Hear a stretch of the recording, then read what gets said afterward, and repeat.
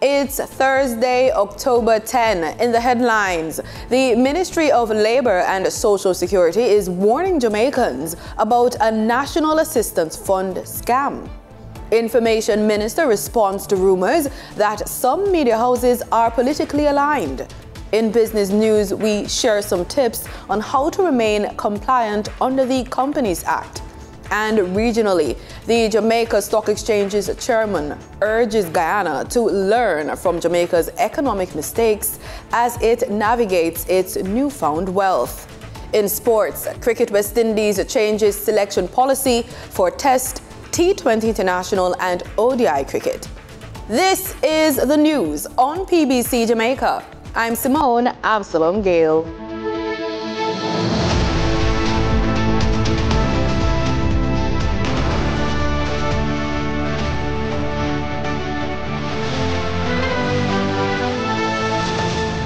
Jamaicans are being warned of digital scammers sending false messages about a national assistance fund via text messages.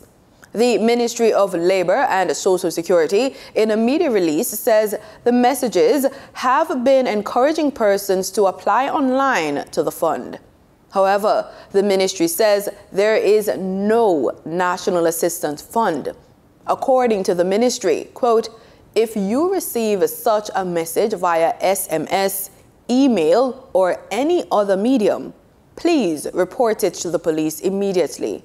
End quote. Persons are being reminded that they should not share any banking information or any other personal details via text message, internet links, or other similar means. The ministry says more information can be provided via its customer contact center at 876-922-8000-13 or by visiting its offices in the parishes. The Press Association has been up in arms about a widely circulated AI-narrated video alleging that some journalists are aligned to the parliamentary opposition and some to the governing Jamaica Labour Party. Addressing the matter at the weekly post-cabinet press brief on Wednesday, Information Minister Dr. Dana Morris-Dixon says the government views press freedom as a key pillar of democracy. The media is absolutely important to democracy.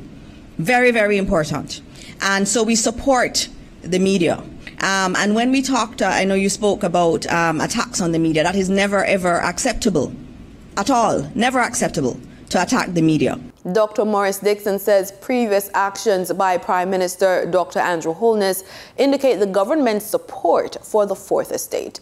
Even if it's a hard question, they're doing their job. And so this administration is very, very, very sure that we support the media, and we will continue to support the media because we believe that a country that's truly committed to democracy is one that supports the media and does not put up with anything that undermines the role of the media.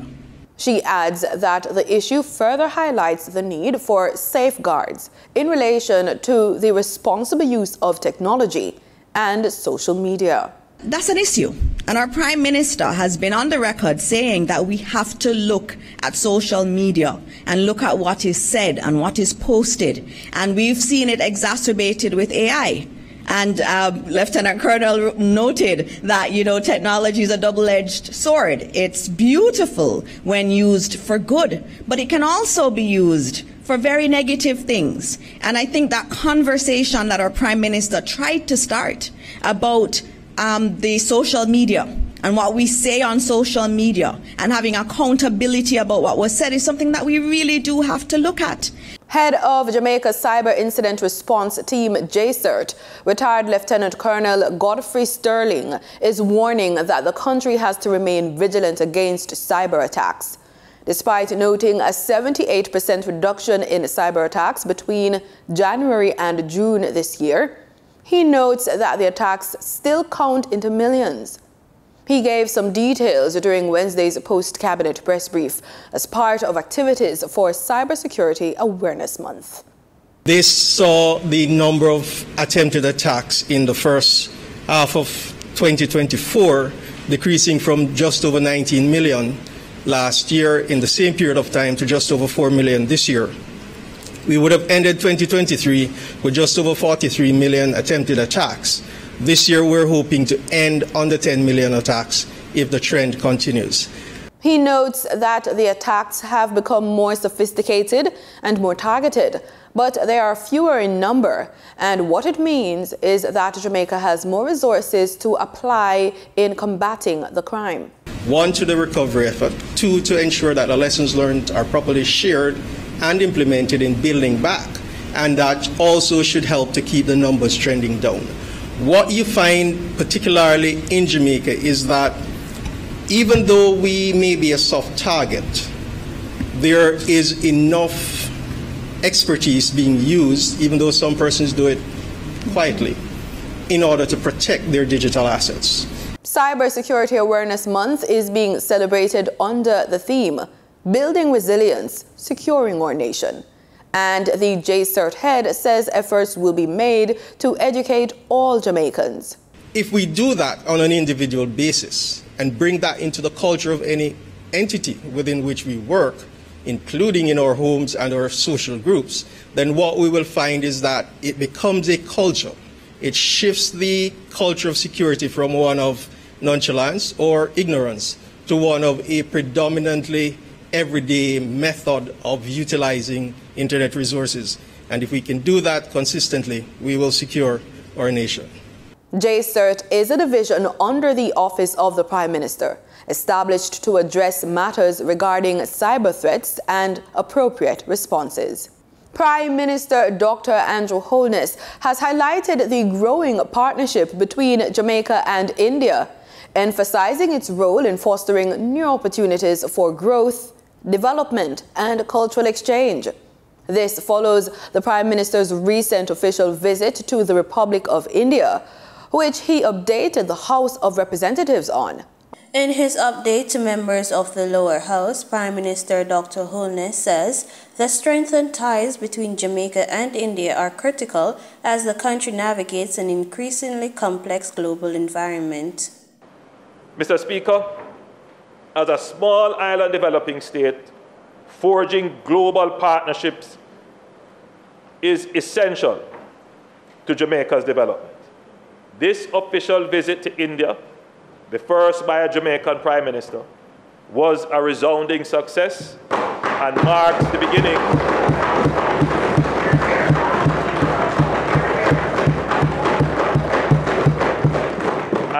beginning of a new era in Jamaica-India relations. India, as one of the world's fastest growing economies and a leader on the global stage, offers Jamaica immense opportunities, and this visit has unlocked the doors to deepening our partnership and strengthening our cooperation in years ahead.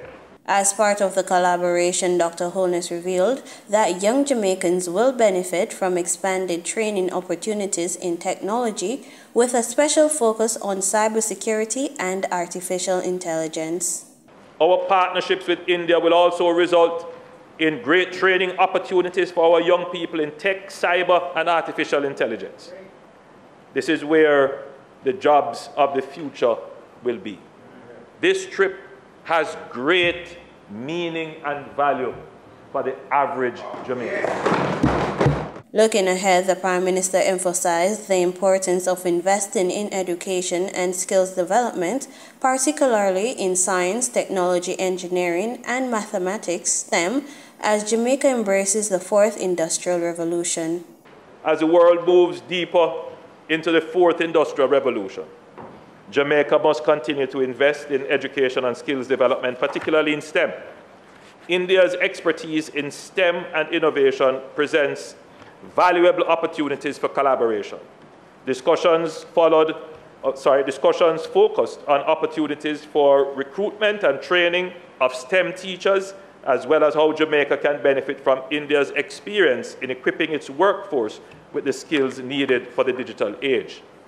During Prime Minister Dr. Holness's visit, discussions covered various areas including trade, investment, health, agriculture, digital transformation, film, education, security, sports, and tourism. The visit represents a key step in strengthening Jamaica's international partnerships, paving the way for future collaboration and growth. Reporting for the news on PBCJ, I am Danita Rodney. October is being recognized as a Breast Cancer Awareness Month. And like any other stakeholders, the Southeast Regional Health Authority, SERA, is urging women to take charge of their breast health through regular self-examinations and screenings. Screenings result in early detection in the fight against breast cancer. SERA says breast cancer is the most common cancer among Jamaican women, with 1,208 new cases reported in Jamaica in 2020. Women are being encouraged to do a breast self-examination, and if any lumps, discharge, or skin abnormalities are noted on a breast self-examination, they are urged to visit their healthcare practitioner for a clinical breast exam and referral as needed for further investigations. Hi, I'm Teresa Parks, and I have been surviving breast cancer for 11 years. Throughout my journey, it was challenging. Oftentimes, when I look ahead, I thought that there was no hope, but I kept the course. I did my chemotherapy, I did my radiation therapy, and I am here.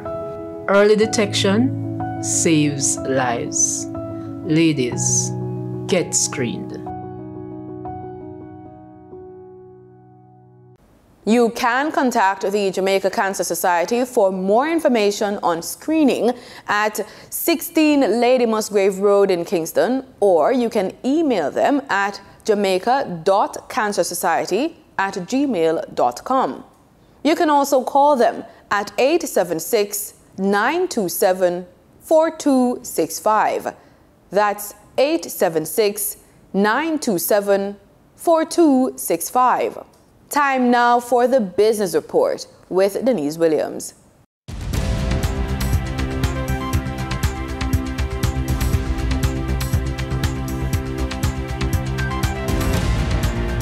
Good day, everyone, and thank you for joining us on the Business Report.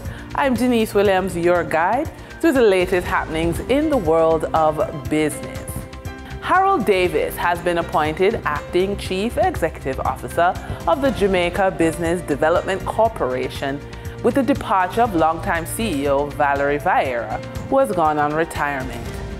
Davis, who has been Vieira's deputy, serving in that capacity since the agency's inception in 2001. He is a trained industrial engineer with over 25 years of experience in industrial development. The new updated Companies Act now imposes prison time and fines for companies that are not up to date with their compliance issues. Head of the Jamaica Stock Exchange Corporate Services Unit, Mrs. Judith Ramlogan, attorney at law, shares how the changes can help companies improve. We are here on the Business Report with Mrs. Judith Ramlogan. Welcome. Thank you so much for having me. Okay, great. So what happens is a lot of small businesses, mid-sized businesses, and even large businesses are shocked to find out that compliance issues, taxes, company law, filings, prevent them from getting financing and the support they require to grow their business. So Mrs. Ramlogan, talk to us about what's happening right now in Jamaica, and even give us a quick tip on how to prevent this challenge. Right. As I said, thank you so much for having me. Compliance is not a very exciting topic, but it is a real and important topic, right? Because as you said, when small businesses go to financial institutions, they're sometimes turned down because their house is not in order. They're not in compliance with their statutory obligations. And I am here specifically referring to statutory obligations under the Companies Act, right? The Companies Act in relation to a company requires that companies must file annual returns every year, and if there are changes to their directors, their company secretary, or their registered office, they should give notice. So if they don't, but usually it is the annual returns that is the problem. Okay, right. And this impacts profitability, right, and funding. Yes. Also, it could subject companies to fines and penalties. Yes. If you don't file your annual returns. Okay. And I just want to say here that the penalties for not filing your annual returns have increased significantly. So under the amendments to the Companies Act, if you don't file your annual return, the company is liable to a $5 million penalty. Wow. So give us one quick tip on how to file your annual returns. Okay, thank you. File your annual returns on time, right? I also want to say that the Companies Office has started removing companies that have not filed their annual returns. You don't want that, because what it means, you'll have to stop your business. Wow. Thank you, Mrs. Ramlogan. You're welcome. Yes, with the Jamaica Stock Exchange Corporate Services Unit. Mm-hmm. All right. During trading for the period of October 9, 2024, the following companies represent the top 3 most active stocks that investors bought and sold on the Jamaica Stock Exchange. Toll road operator Trans-Jamaican Highway Limited with 5,509,122 units represented 39.97% of the market volume in terms of sales. Alternative energy provider Wigton Wind Farm Limited ordinary shares with 1,979,365 units represent 14.36% of the market volume in terms of sales. Local and international brand Lasco Manufacturing Limited with 549,063 units represent 3.98% of the market volume in terms of sales. Moving from the money moves of investors, executives, and companies on the stock market, we turn to the Forex market. On October 9, 2024, the Bank of Jamaica reported that US $56.86 million was bought from Forex traders, while US $65.71 million was sold to Forex traders. Buying directly from the Bank of Jamaica, foreign currency traders sold the US dollar for $159.07 and bought the US dollar for $157.52. The difference between the buy and sell rate was $1.55, which represents a profit for Forex traders for every US dollar traded. Canadian Forex traders earned a trading profit of 76 cents from transactions with the Bank of Jamaica. The Canadian dollar was sold at $116.59 and bought for $115.83.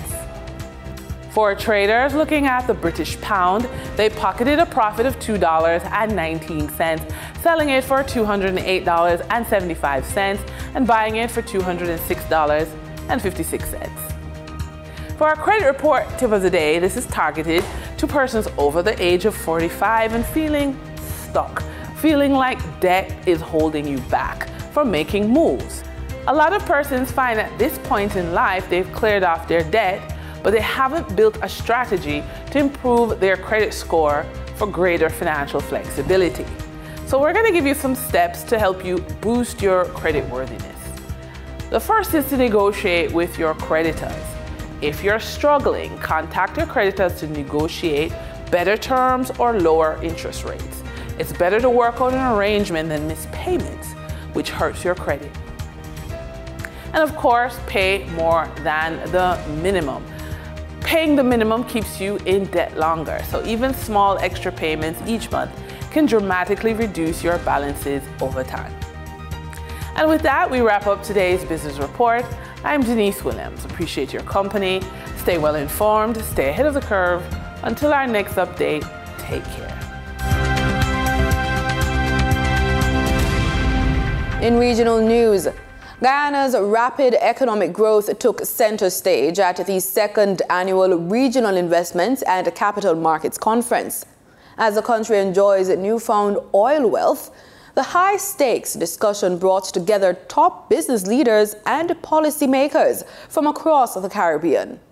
In a passionate address, Chairman of the Jamaica Stock Exchange, Stephen Whittingham, delivered a stark message, urging Guyana to learn from Jamaica's past economic missteps. There is no need for concern among investors regarding Guyana's ability to manage its oil resources. Senior Minister in the Office of the President with responsibility for finance, Dr. Ashley Singh, assured the business community on Wednesday. Speaking at the second annual Regional Investments and Capital Markets Conference in Georgetown, Dr. Singh provided reassurance that Guyana offers a secure and predictable environment for investment. The conference, themed Financing for Success, where passion, prosperity, and people align, brought together key stakeholders in the financial and investment sectors, where Dr. Singh highlighted the long-term stability of the country's economy. Decades of work have gone into getting Guyana to where we are. Of course, the discovery of oil has helped, and I would not insult your intelligence to suggest otherwise. Of course it has helped. But what it has helped us to do is to do more, and to do it better, and to do it more quickly. But we were already, long before oil was discovered, this government in our previous terms of office was already firmly and unswervingly focused on the task of building out a competitive, diversified, and therefore resilient economy in the pre-oil era. While many still perceive Guyana's economic story to be solely about oil, Dr. Singh was quick to counter this notion. He emphasized that Guyana's progress had been well underway prior to the oil boom. And we have done a lot of heavy lifting in the past to put Guyana in a place where we were already on the path to achieving those objectives before oil was discovered. Like I said, oil has now helped us to do more, to do it better, and to do it more quickly.